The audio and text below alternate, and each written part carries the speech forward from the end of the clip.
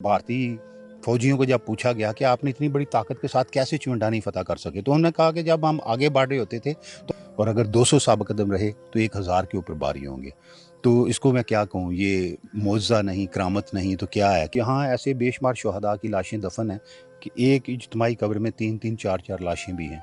तो सर एक बड़ा मशहूर वाक़या है कि सबस जोला फ़ोर्स जो थी, हाँ, उसके बारे में ज़रा कुछ बताएँ ना? हाँ, सब वो जब ये चिवंडा के महाज के ऊपर आए हैं, तो हमने आपको एक हैरानकुन बात दूसरी बताता चलूँ कि तो इस छोटे से महाज के ऊपर उन्होंने तकरीबन 3 इन्फेंट्री डिवीज़न और 1 आर्मर्ड डिवीज़न के साथ हमला किया था। आर्मर्ड डिवीज़न का मतलब है टैंकों का एक पूरा डिवीज़न।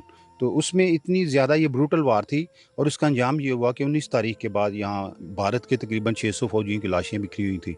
उनके बहुत से टैंक इधर जले हुए थे जिनकी सर हमने सुना कि जो जवान थे वो टैंकों के नीचे लेट गए अपने ऊपर बम बाँध के और वो टैंक के टैंक उड़ा दिए। इस बात में कितनी सदाकत है? लाशों के अंदर से बदबू उठने लगी।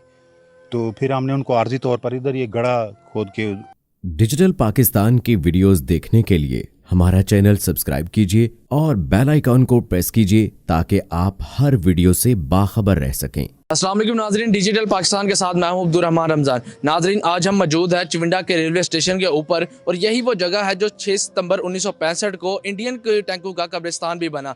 यही वो जगह है जहां से इंडिया ने पाकिस्तान पर हमला किया और यहां पर उनका सारा ज़रूर खाक में मिल गया। आज हमारे साथ मौजूद हैं वज़ीकुर रहमान भाई, जो हमें सारे जंगी हालात के बारे में भी बताएंगे। तो चलिए हम उनसे पूछते हैं कि वो किस तरह वो पाकिस्तान के अंदर दाखिल हुए, किस तरह वो उन्होंने पाकिस्तानी फ़ौज ने उनका मुकाबला किया और किस तरह वो यहाँ से टैंक छोड़कर भागने पर मजबूर हुए। तो चलिए उनसे थोड़ी सी बातचीत करते हैं। अस्सलाम वालेकुम सर। वालेकुम सलाम। सर क्या नाम है आपका? वसीकुर रहमान मेरा नाम है। वसीकुर रहमान। तो सर ये हम किस जगह पे खड़े हैं इसमें? ये अभी चिविंडा के हम रेलवे स्टेशन के ऊपर खड़े हैं जी। और ये बड़ा तारीखी रेलवे स्टेशन है। ख़ास तौर पर 1965 की जंग के हवाले से इसकी अहमियत जो है वो बहुत ज़्यादा है कि जितनी भी वो जंग हुई है 1965 की, आपको पता है भारत ने एक बहुत बड़ी ताकत के साथ यहाँ हमला किया था और ख़ुसूसी उसका हदफ जो है वो चिविंडा था। और चिविंडा में भी उसकी जो ख़ुसूसी दिलचस्पी थी वो इसी रेलवे स्टेशन के साथ थी, क्योंकि इसी को वो फ़तह करने के बाद कोई यहाँ से सबूत वगैरह इकट्ठे करना चाहते थे, कोई टिकटें या इस तरह की और चीज़ें। वो किस किस्म के थे सबूत वगैरह? यही कोई वो यहाँ से डॉक्यूमेंट्स, क्योंकि उनके पास ये इस इलाके तक तो वो पहुँच सके। ये सामने आप जो इलाका देख रहे हैं, यहाँ तक तो भारत जो है वो पहुँच चुका था। ये यहाँ से उन्होंने शुमाल की सिमत से हमला किया और बढ़ते बढ़ते वो तकरीबन 25 किलोमीटर अंदर आ गए हैं। और यहाँ उस वक्त तक उनके पास कोई ऐसी डॉक्यूमेंटेशन नहीं थी, कोई सबूत नहीं था कि वो अपने बता सकते हाई कमांड को कि हमने फ़तह कर लिया है पाकिस्तान का कुछ एरिया। और ये जो पहले एरिया उन्होंने फ़तह किया, यहाँ की एक और बात आपको बताता चलूँ कि वहाँ हमारी मिलिट्री तैनात नहीं थी। उस वक्त हमारी जो पाकिस्तान की मिलिट्री है वो लाहौर की तरफ और दूसरे महाज़ों की तरफ थी, तो ये इलाका तकरीबन खाली ही था। ये महाज फिर अचानक ही खुला? ये बिल्कुल सरप्राइज़ इसको आप कह सकते हैं, अटैक था। और हमारी, क्योंकि पाकिस्तान सोच ही नहीं सकता था कि इस महाज से भी हमला कर सके। यहाँ कोई इतनी बड़ी कोई चिविंडा भी आपको पता है उस वक्त बहुत छोटा सा कस्बा था और कोई इसकी ख़ास जंगी अहमियत भी नहीं थी उस वक्त। ये तो भारत ने अपने प्लान में उसको एक फ़िक्स किया कि यहाँ से हम आगे बढ़ेंगे, तो उस वजह से उन्होंने अपने हमले का जो मेन जो टारगेट है वो चिविंडा को रखा था। तो इसमें जो मेन पॉइंट्स है, जो जंगी ओवरऑल जंगी हालात है, वो बताएं हमें ज़रा। हाँ, जंगी हालात तो आपको पता है, आप जब किताबें में पढ़ते हैं, तारीख बुज़ुर्गों से सुनते हैं, तो इस छोटे से महाज के ऊपर उन्होंने तकरीबन 3 इन्फेंट्री डिवीज़न और 1 आर्मर्ड डिवीज़न के साथ हमला किया था। आर्मर्ड डिवीज़न का मतलब है टैंकों का एक पूरा डिवीज़न। उस पूरे डिव में तकरीबन 250 टैंक तो एक डिव में होते हैं और उसको रीइंफोर्स उन्होंने किया है। और उसके बाद 3 इन्फेंट्री उन्होंने डिवीज़न इस्तेमाल करते हुए हमारे चिविंडा के ऊपर हमला किया है। और ये तकरीबन छोटा सा एरिया 5 किलोमीटर के एरिया में अब 4 डिवीज़न उनके थे और तकरीबन 1 डिव तो हमारा सामने था ना, जो 15 डिव था। और हमारा 6 जो आर्मर्ड डिव है उसकी सपोर्ट हासिल थी उनको। तो इस तरह इस छोटे से इलाके में तकरीबन 6 डिव फौज जो है वो लड़ रही थी। तो इस जगह को, चिविंडा को, टैंकों का कब्रिस्तान भी कहा जाता है, तो वो किस लिहाज से? जी, ये जो चिविंडा जहाँ हम खड़े हैं एग्जैक्टली, ये इसके साथ आप अभी दिखाएं, ये खुला मैदान जो है। तो जब जंग ये हुई है तो बड़ी गुमसान की जंग थी, आपस में ये गुत्थम गुत्था जंग थी। ये इस पूरे, क्योंकि थोड़े से एरिए में जब वो गर्द उठती है, वो शेलिंग से जो धुआं उठा था उससे हद नज़र जो है वो ज़ीरो हो गई थी। तो यहाँ इसी स्टेशन के आसपास के एरिया में वो गुत्थम गुत्था आपस में गमसान का रन पड़ा है जिसको कहते हैं।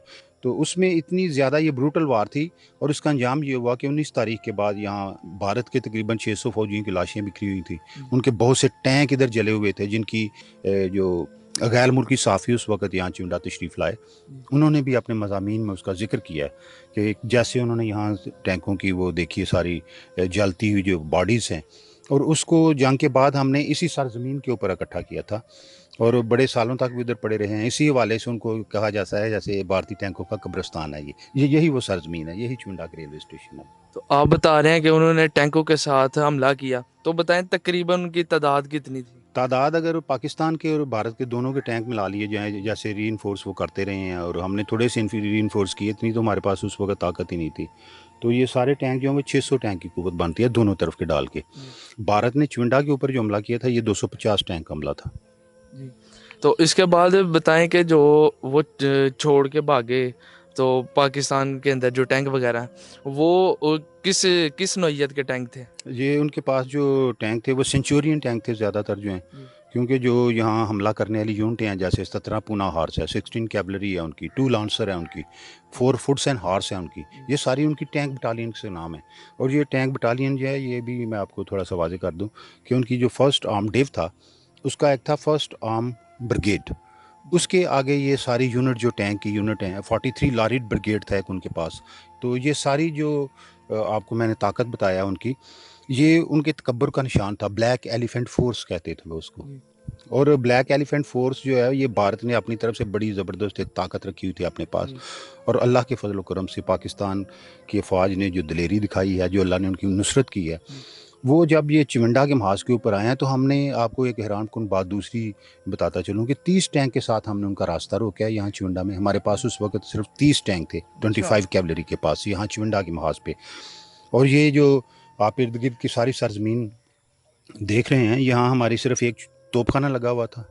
4 आर्टिलरी कोर उस तोपखाने को कहते हैं। ब्रिगेडियर अमजद अली चौधरी उसके इंचार्ज थे। इस सारी शिकस्त में जो भारत को यहाँ हुई है इबरतनाक, उसमें हमारे आर्टिलरी कोर का भी एक बहुत बड़ा हाथ है। और ख़ास तौर पर पीएफ पाकिस्तान एयरफोर्स ने एक बहुत ही तारीखी कारनामा यहाँ सर अंजाम दिया कि उन्होंने दुश्मन की जो पिछली पोजीशंस हैं उसकी कमर तोड़ के रख दी। इतने भरपूर उन्होंने अटैक किए। और यहाँ आईएएफ इंडियन एयरफोर्स जो है वो इतना कोई ख़ास मौसर किरदार अदा नहीं कर सकी, क्योंकि उनको अपनी ज़मीनी ताकत पे घुमंड था कि ये हमारी ताकत जो है ये इतनी ज़्यादा है कि पाकिस्तान इसके सामने टिक नहीं पाएगा। लेकिन उनको ये नहीं पता था कि जंगें सिर्फ जो हैं वसले से नहीं जीती जाती। इसके लिए एक और अल्लाह की नुसरत है जो दिलों में जज्बा ईमानी है, तो वो इस महाज पर अल्लाह ने भरपूर हमारा साथ दिया और हमने उनका वो अंजाम किया कि इतनी बड़ी कुव्वत के साथ एक बहुत थोड़ी सी ताकत के हाथों उनको जो है वो शिकस्त हुई।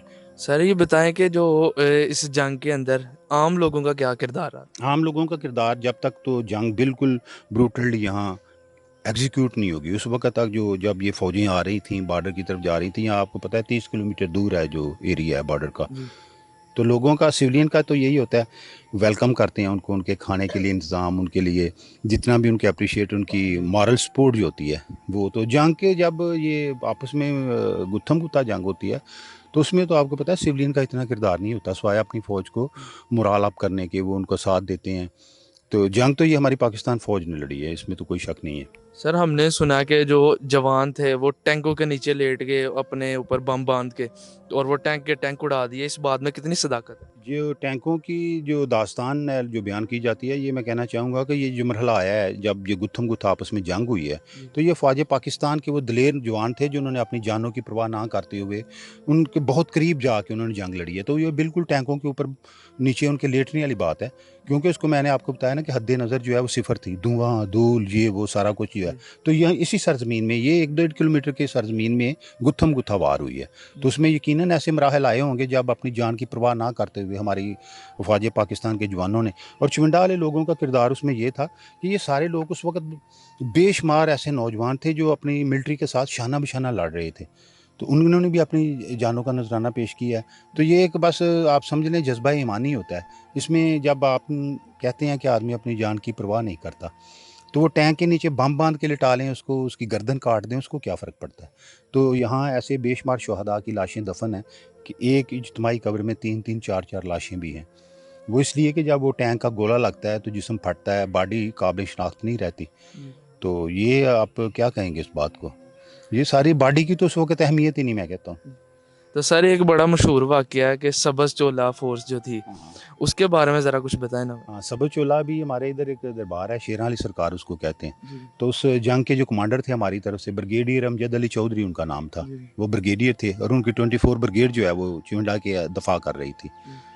तो कहते हैं कि जब वो शेर अली सरकार में उधर ही खड़े होकर, वो थोड़ा सा ऊंचा टीला है, जी टिब्बा सा बना हुआ है, तो उसी के ऊपर खड़े होके तो वो सारे वो अपनी वर्नैकुलर से जो दूरबीन होती है उससे वो महाज को देख रहे थे, हदायत दे रहे थे, कमांड वगैरह कर रहे थे। कमांड वगैरह। वही उसी थोड़ी सी ऊंची जगह है, तो वहाँ खड़े होके, वो मैं आपको अगर कहते हैं तो जगह दिखा भी देता हूँ। जी तो वहाँ से वो सारे महाज को जब कमांड कर रहे थे, तो जो वो ऑर्डर देते थे, तो इतनी थोड़ी सी नफरी जब वो आगे बढ़ के तो भारत के फौजियों का रास्ता रोकती थी, उनको खौफजदा कर देती थी। तो एक मिथ मशहूर है कि भारतीय फौजियों को जब पूछा गया कि आपने इतनी बड़ी ताकत के साथ कैसे चिवंडा नहीं फतह कर सके, तो उन्होंने कहा कि जब हम आगे बढ़ रहे होते थे तो हमें कुछ सबज चोलों वाले नज़र आते थे। ये उनकी कुतुब में भी इसका जिक्र मौजूद है। ये मैं आपसे कोई उनकी एक मिथ है। तो आपको पता है जब जंगें होती हैं कि दो मुल्कों के दरमियान, तो बहुत सी ऐसी चीज़ें भी दास्तानें जन्म लेती हैं। उसमें कुछ झूठ होता है, कुछ अपना मोराल अप करने के लिए प्रोपेगेंडा होता है। तो लेकिन ओवरऑल मैंने बीइंग अ स्टूडेंट, जंगी जो तालिब इल्म के तौर पे मैंने जब इस जंग को स्टडी किया, तो ये बात मेरे लिए बहुत हैरानगी की बात थी कि भारत ने इतनी बड़ी कुव्वत के साथ उस इलाके के हमला किया जहाँ फ़ौज भी मौजूद नहीं है।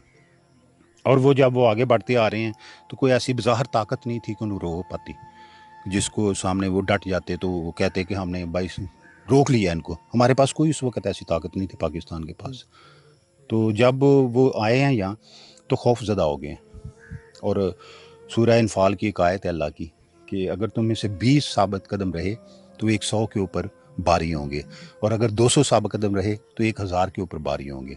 तो इसको मैं क्या कहूँ, ये मौज़ा नहीं, करामत नहीं, तो क्या है कि ये बिल्कुल खौफ में वो तारी होगी। उनको ये था कि पाकिस्तान की फ़ौज ने हमें घेरे में ले लिया है, हालांकि हमारी इस वक्त कोई फ़ौज मौजूद नहीं थी।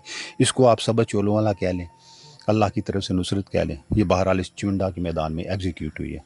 सर उनके जो छोड़ने के हालात थे, जो जब वो छोड़ के भागे हैं टैंक वगैरह, उसके बारे में आप बताएं कि कोई दास्तान वगैरह। हाँ, ये इसमें दास्तान नहीं, मैं आपको बिल्कुल एक ट्रू विटनेस जो डेली न्यूज़ है लंदन की, उसके दो साफ़ी जो हैं वो जब ये सीज़ फायर हुआ है 21 में, तो वो इधर आए हैं और उन्होंने अपनी आँखों से देखा है ये सारा मंजरनामा कि किस तरह यहाँ भारतीय फ़ौजियों की जो लाशें हैं वो बिखरी पड़ी थी। उनके पास इतना वक्त नहीं था कि वो उनको उठा सकते।